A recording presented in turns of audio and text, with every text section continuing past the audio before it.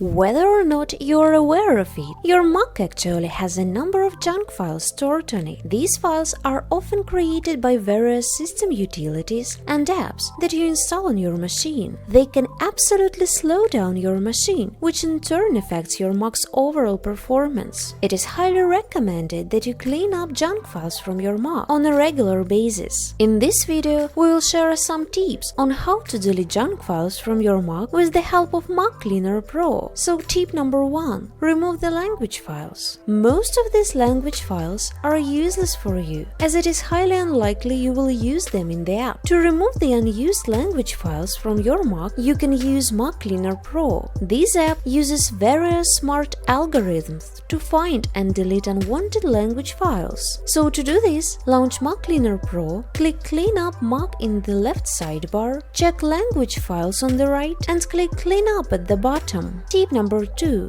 Get rid of Mac's cache files. Cache files allow your computer tools and apps to quickly launch certain preferences. However, if the number of caches grows, they can slow down your Mac. Some devices can even have thousands of these files. To get rid of cache files, launch MacCleaner Pro and go to the Clean Up Mac tab. Tick the Caches checkbox here and then click here to clean it up. Tip number 3. Delete app installers once the apps are installed. Once you have installed an app using its installer, the installer is essentially useless to you, and you no longer need those installer files. Most users forget or ignore these files, but they continue to occupy precious storage space on your machine. So it is a good idea to remove these app installers once you're done using them. For this, you just need to launch the MacCleaner Pro software and go to the Clean Up Mac tab. Select the Installation Files checkbox and click Clean Up to take care of them. Tip number 4. Uninstall unused apps from your Mac. Your Mac likely has more apps than you need,